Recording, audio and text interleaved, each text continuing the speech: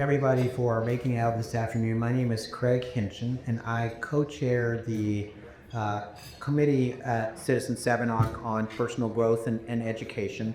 And so quarterly, we complement the other programming for Citizen 7 by talking about an issue that might be important or interesting in the community and think about what actions we might take as a result of those conversations. And so tonight we have a real treat.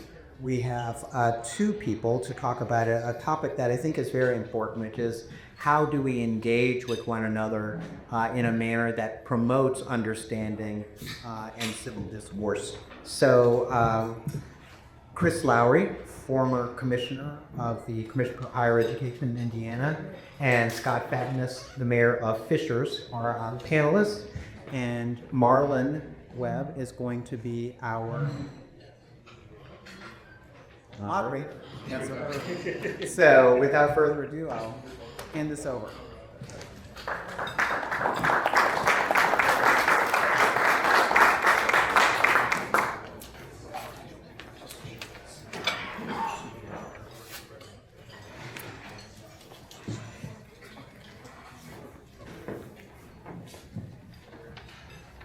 Good evening, everyone. Good evening. All right, thanks for being here. So expect to hear very little from me. I want you to really hear from Chris and Mayor Fadness up here. So I'll say a little levity here. So I had a conversation with Kraig about this topic a few months ago, and we ended up connecting with Chris, and we talked a little bit more about it. I know they were having some other conversations with Mayor Fadness and his team. I was thoroughly, elated about this topic, just given where we are in society today and the projects that we work on and things of that nature. And so, where I've been full-time government consulting, working with cities and towns on economic development initiatives across the state of Indiana. And so, this topic was definitely something that I felt was very timely, something that we definitely needed in what we see today. But time had passed, and hadn't thought much about the event other than I'm just going to show up. Get an email from Kraig last night and said, "Hey, Marlon, are you good with the questions for tomorrow?" So now I'm up here. So that's why I say expect to hear very little from me. This is the most you'll probably hear. So I want to turn it over to Mayor Fadness and Chris just to introduce yourselves a little bit more. I know Kraig gave a brief introduction, but just to introduce yourselves and then explain to the audience why this topic is important for you. Well, thanks, Marlon. My name is Scott Fadness. I am the mayor in the city of Fishers. I'm kind of an unusual mayor in the sense that I'm the first and only mayor the city of Fishers has ever had. I've been in that role for over a decade, and I think Fishers has become synonymous with change over the last 20 to 30 years. If you go back, Fishers was a population of 2,500 in 1985. Today it's 110,000. And you don't experience that kind of change without dealing with lots of different opinions and perspectives, and I think I've kind of sharpened my skill set over the years in dealing with controversy, challenge, adversity, and so I'm really excited tonight to share maybe some thoughts and insights about what it means to lead through change and lead during a time of turmoil.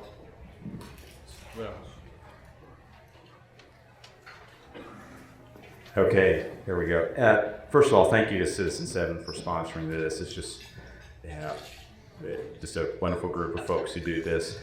Marlon, thanks for doing this too. I didn't know this when we had lunch a week or two ago either, so I might have told you, or maybe not.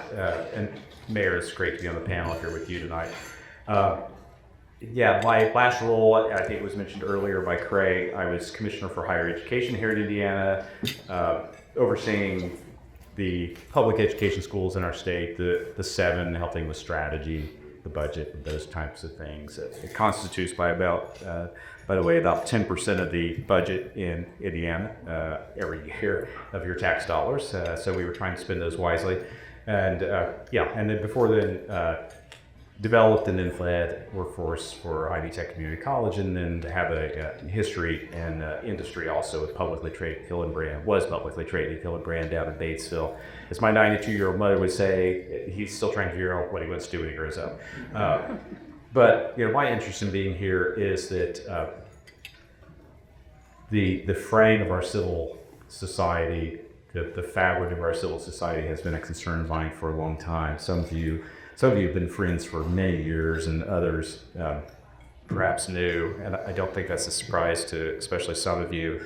And I also try to live by the motto that I don't get the right to complain unless I'm actually trying to do something about it. So in my mostly semi-retired phase of life, I'm trying to engage on this topic, help lift up better ways to think about our civil society, to just try to be more civil, and frankly, get a whole lot more done when we do that. So thanks for showing up. It's just gracious of you to be here. Looking forward to the conversation.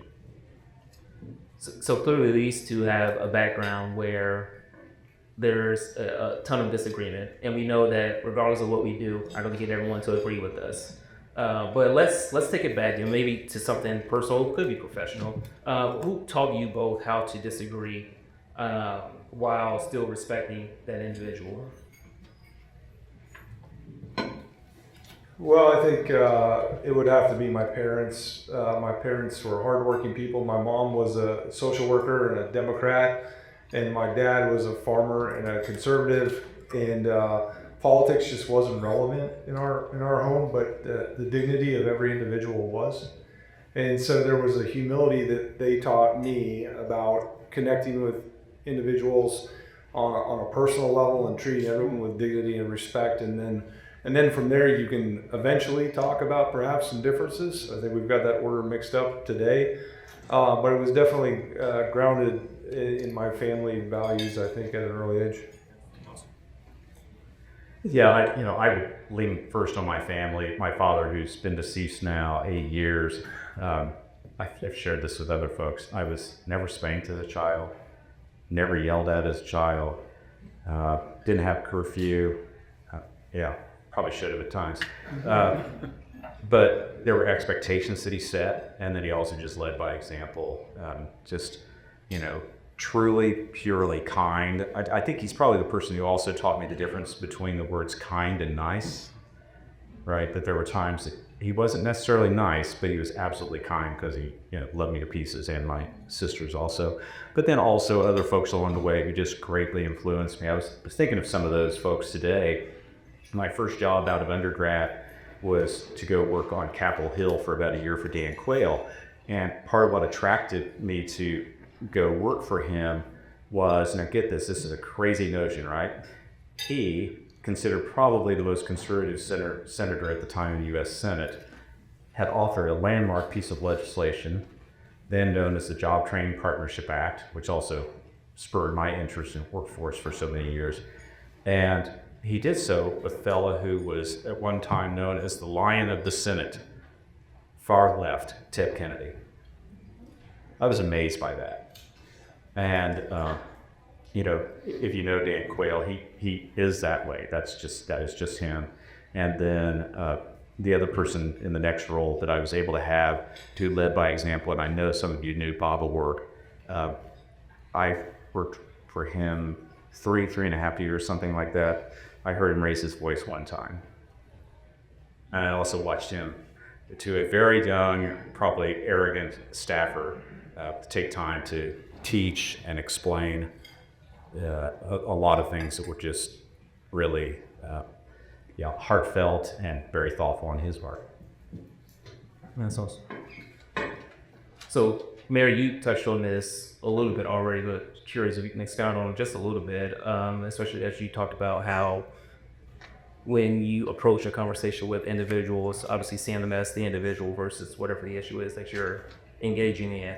But just to dive in a little bit more on that, especially as we look at principles guiding what we do. So what principles would you say guide you as you engage with individuals that you disagree with? First would be humility. And I come from a place of not judgment, but try to gain understanding. I think there's not enough humility in elected office today on any level. I'll tell you this one quick anecdotal story that really was informative for me. I had this woman who was very upset almost every month. She would show up at a school board meeting, protesting things, yelling, very passionate about a variety of cultural issues, social issues. And she would always hit me up on emails and social media. I never met this woman before in my life. And so I decided to reach out to her and say, can we just grab a cup of coffee or a Diet Coke? And so we met, and when we first sat down, this woman immediately just started hammering me about political and policy issues, just like right out of the bat when we sat down. And I finally just said, hey, I'm Scott. I have three kids. My wife, she works. These are the kinds of things that I do. Can you tell me a little, like, who are you? And it was almost like a physical, like someone had hit her across the side of the head. She didn't know how to process that question. And then we spent the next 45 minutes learning about her family and the challenges that she's gone through and the struggles that she has. And you realize that behind a lot of this anxiety and anger and challenges that people have, there's something much deeper. And if you approach them as a person, and if you ask them the right questions and you allow them to take you where they really truly want to go, it's amazing the conversation you can have. And we never went back to politics or policy. We just talked as individuals. And I think we need to do more of that. And then I would just say finally, as a principal, I think leadership in public office is about bringing calm to chaos, not bringing chaos to calm. And so the discipline you have to have is when there's change or anxiety, which is all around us today and happening more and more often, your job is to stand in the middle of that and absorb as much of that on behalf of people as you can and redirect it towards something positive. And that's difficult to do sometimes. It's difficult to stand in that noise and realize that your job is not to add to it, but rather to be the calm. And so I always try to remember that when I'm going into intense situations.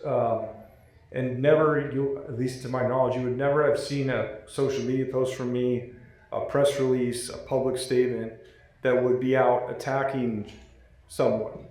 Instead, it's talking about ideas and then redirecting people towards what I think could be a constructive path forward for our community, and then frankly, just reassuring them that things are going to be okay. No, that's awesome. I mean, so with that resident of yours, has she emailed again No. on anything? That's the thing. I've had that multiple times over the years when I just sit down with them and they find out that I'm not Satan. That I'm a normal human being, that we might disagree on things, but they realize I'm genuinely a good person who wants to do well by them, even though we may disagree on a particular policy. Most people just want to know that their leaders have their best intentions in mind, but they maybe disagree on how you get there. And so it's been interesting to have those dialogues with people that have very, very different perspectives than I do. That's awesome. Chris? Yeah, I really appreciate Mayor starting with humility. That's it's a trait that maybe is in not great enough supply these days. And unfortunately, I'm glad you mentioned social media. I think social media is just a horrid example of the lack thereof. But that's a topic for another night, right? I too don't put anything out on social media that's negative. My wife would say, by the way, I almost never look at any comments. A couple of people in this room are smiling, do understand that this about me. I just don't look at comments. So sorry if you make comments on something. I don't read them. I tend to feel that that's not really the real person. It's just a little space that we can do that. But there are 4 words that I try to think about in civil discourse, but also try to have as a guide in what I do.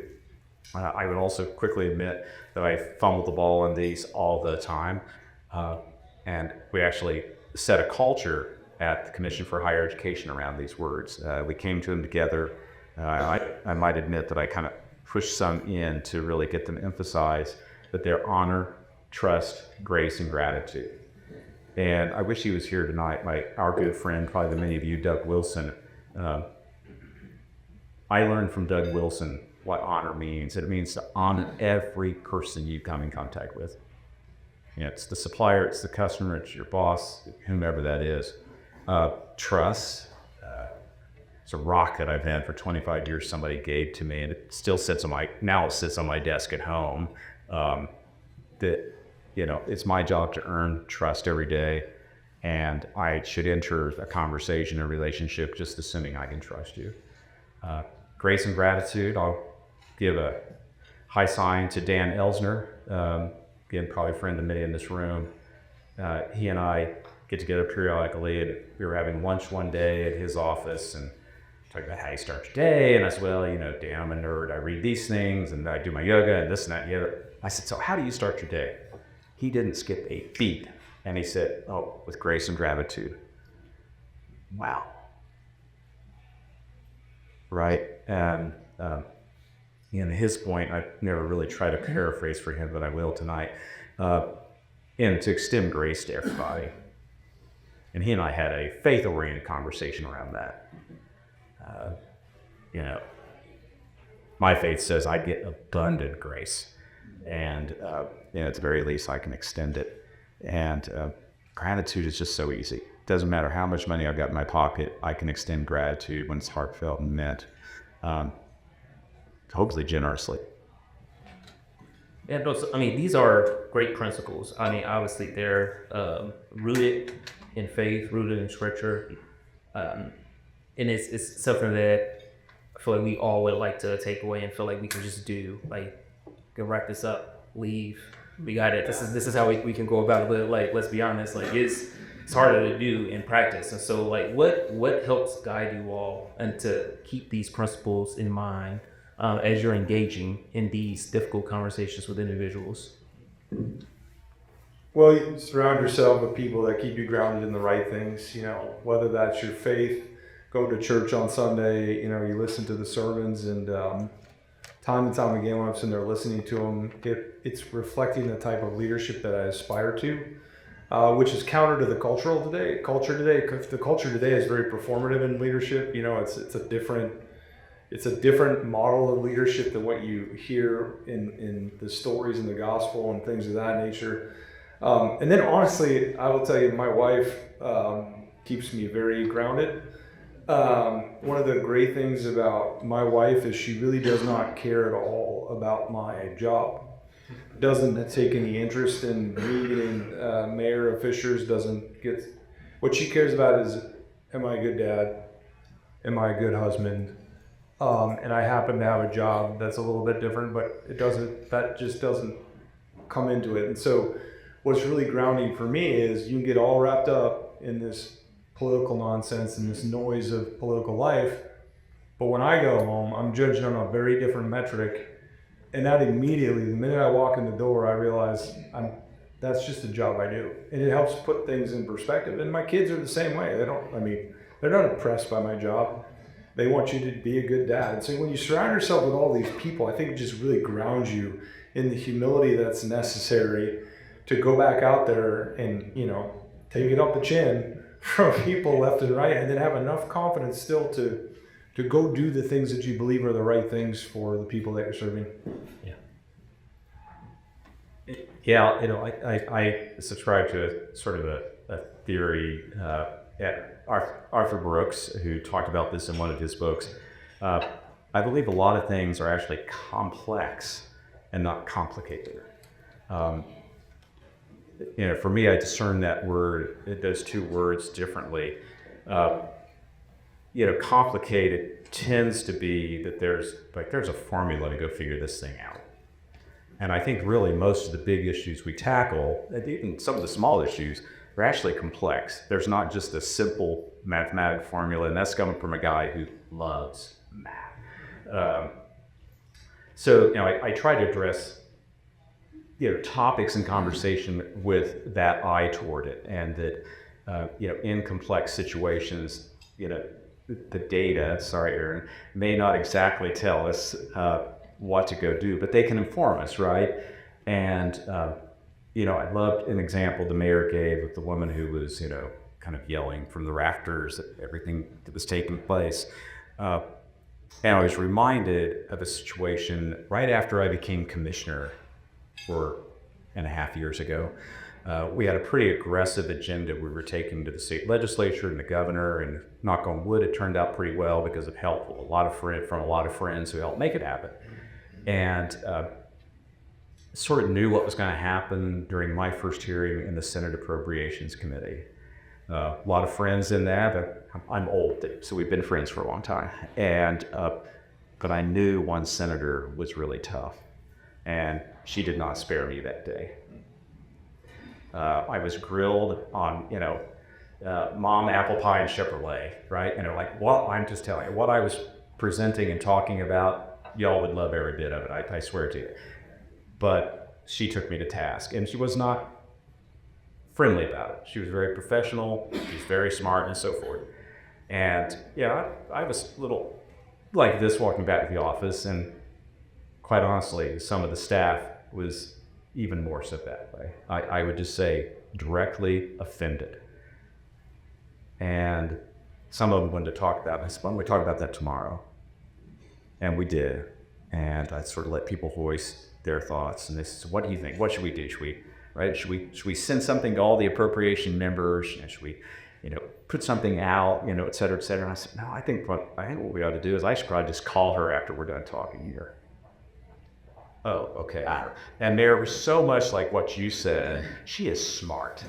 And I'm telling you, she cares about her constituents. She cares about students. We just have different styles and so forth. Somebody here may have been in that room when we had that meeting. I can't recall for sure. And, we're like a minute and a half into it. And she said, I won't say her name. She said, if you'll call me her first name, would you just call me by my first name? And I said, yeah, we'll just call me Chris. Yeah, it was, but then I found out a lot too along the way, her family, what makes her tick, why she cares, why she's concerned. But it was so easy just to want to throw a punch. And that would have been silly, and we actually got a lot more accomplished by not doing that. That's good. So what you all just shared, I know some people can look at that as being passive. But we know that there is much more strength in restraint. And so if we were to look at any of the examples that you gave, or if you have any additional examples, please feel free to share. But how do you find the balance in not being passive while trying to, competently talk to your constituents or whoever it is you're talking to, and you're disagreeing? And it could be on an issue with a vulnerable population or something that involves injustice, whatever it may be. Like, how do you practice that balance? Well, I don't think I've ever been accused of being passive. I think political courage should be redefined in today's world. I wish it was redefined in today's world, where, to me, political courage is standing amongst the chaos and leading poor people towards an outcome and having a clear vision of where you want to go, and not being swayed by the noise around you. Like, to me, that's true political courage. The ability for me to stand in a room and argue with someone effectively and yell back, if that's the definition of aggressiveness or political courage, then color me a coward, because that's just it's not effective. Like, what I think matters is, are you driving to an outcome that's good for the people that you're serving? And can you do it in a way that preserves dignity for each individual, and you gain a degree of respect from people for having that political courage? I think at the local level, I still see that. I don't know that I see that as you go up the levels of government as much. But I don't really, if people want to accuse me of being afraid of an argument because I'm not willing to engage in that moment in that unproductive way, then so be it. But if you look at, am I committed to the outcome, and am I going to drive relentlessly to a goal? Absolutely. So ditto on all of that. And I think it does matter how we approach the conversation. I've got a lot of notions about life, so I'm sharing a few of them today. We are swamped with information, and that is not knowledge. that there's a real distinction there, I think. And I think we see that especially on social media again.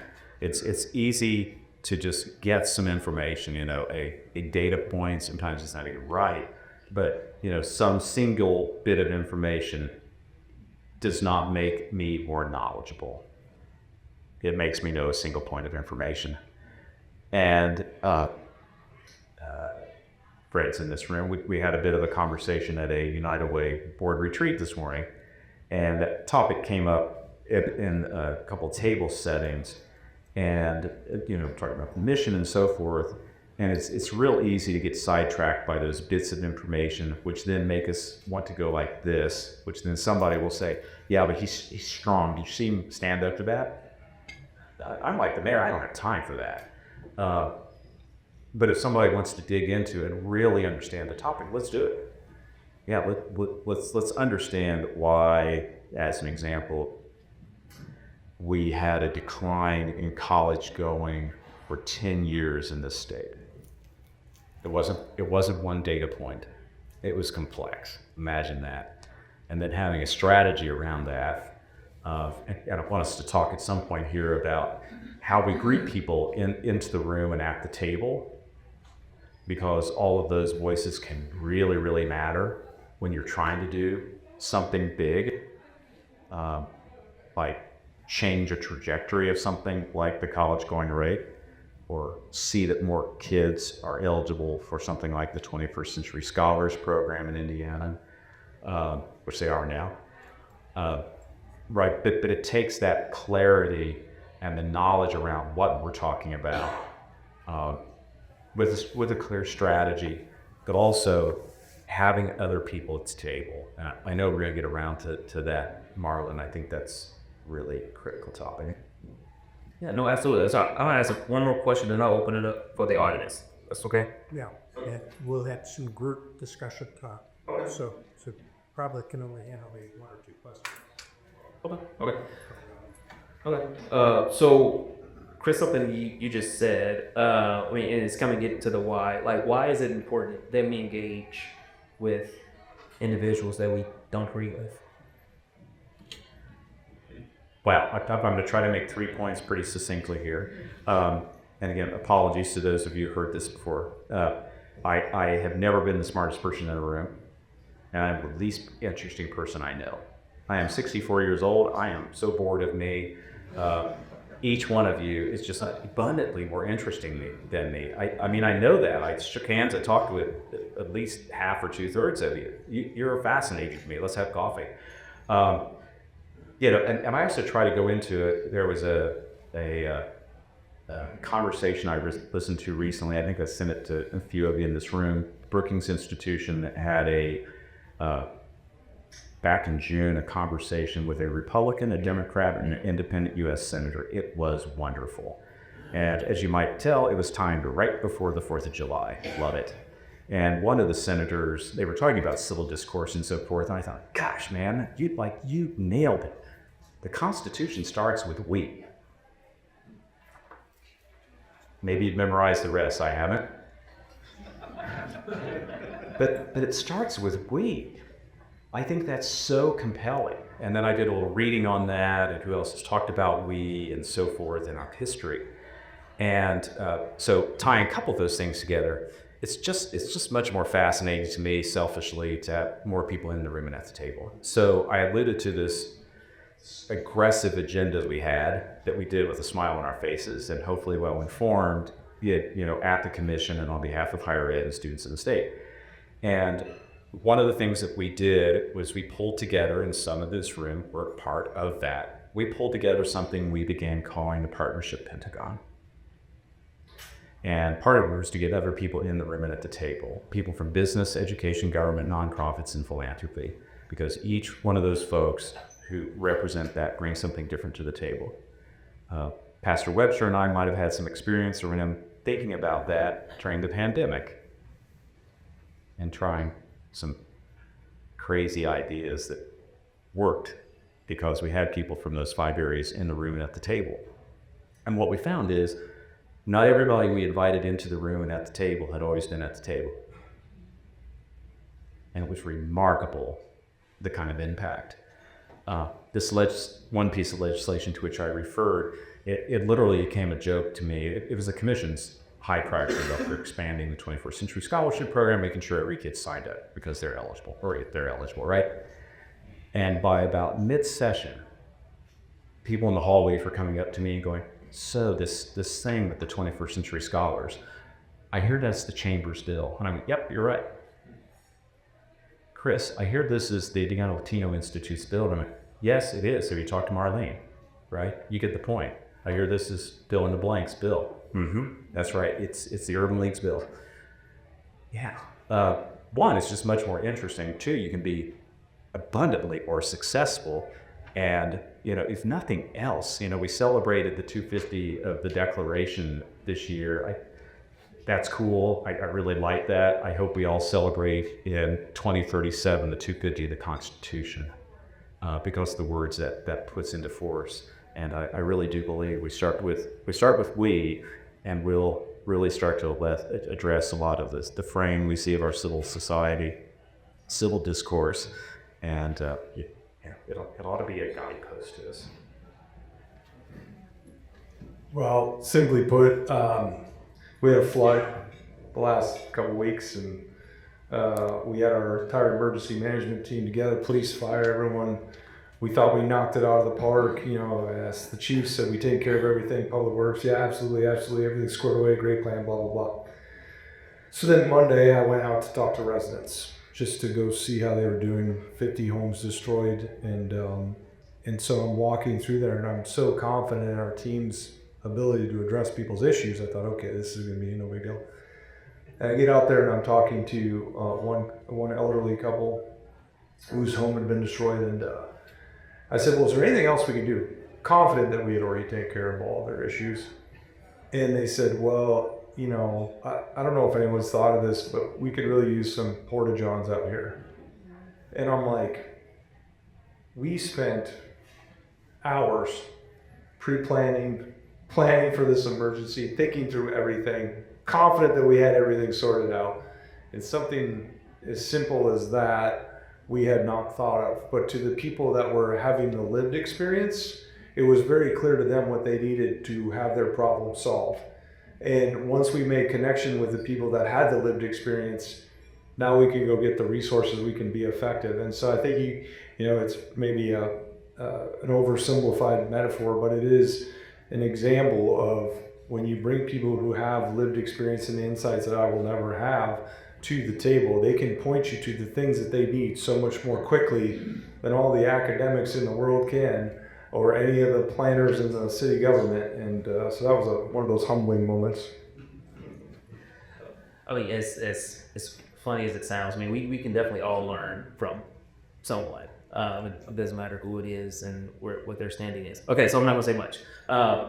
We probably didn't have time, probably 0 questions, but at least one question from the audience. Yeah. So whoever throws their hand up first, that's where we'll go.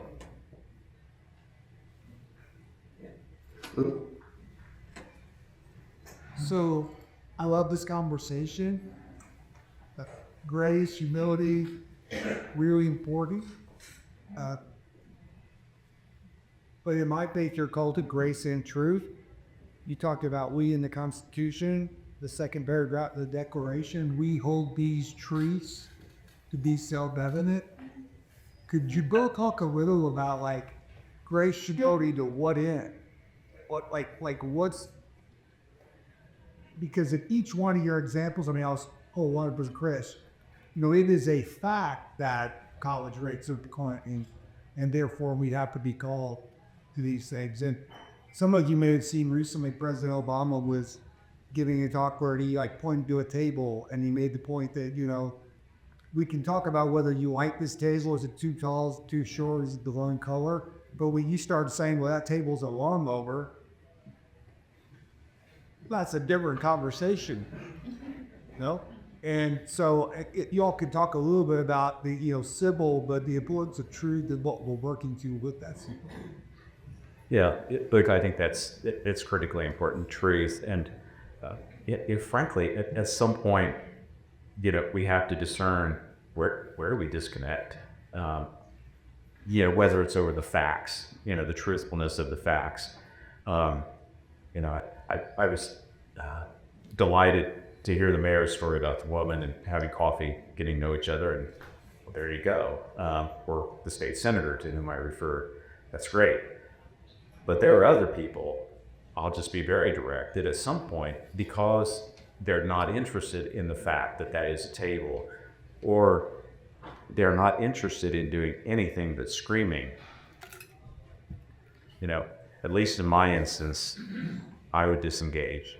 I also mentor a handful of people at any given time, and I would say to them, I would give the same advice, work with the truth, work with the facts, try to find that spot where somebody will work with you. And some people are just going to be obstinate to the point where it's a wasted energy, and frankly, you can be doing something over here or here that is more productive. And my view of that would be, I did not make that choice, actually. That person made the choice, and there we have it. I think a couple things. One, I think you can still hold true to what you believe in. Like the pastor the church I go to, we were talking about this, where they have these like unified faith alliances, and where you'll have a Muslim and a Hindu and a Christian all there. And in some of those, they try to convince you that you all have the same. And he's like, well, that's not true. Like, I have fundamentally irreconcilable differences in my beliefs than what you have. So let's just set that aside. And can we find commonality in these other things? And I think one of the things, I was on a vacation recently, which is a dangerous place for me because it gives me too much time to think. But I was thinking about where we've lost our way a little bit, I think, is we used to have a shared common value system to some extent in America. And when you said you were an American, it meant something. It represented a set of values. Were we always practicing them in perfect order? No, but it represented something. And I think today we've kind of lost what does it mean to be an American, and do we have a shared set of values in regard to that? Because if we had that, when people in America started acting counter to those values, we could call them out and hold them accountable. But I feel like we've lost our way in regards to what does it mean to be an American? What are those values that embody what this civil government and what our culture is supposed to be? And so, I'm concerned deeply about that, and I think everyone's now identifying with something other than I'm an American first. And until we get that figured out, I'm afraid this faction society that we have is going to be very difficult to overcome. So that's why we had you two here to give us some practical tips here. And so we're going to transition. So let's give a round of applause for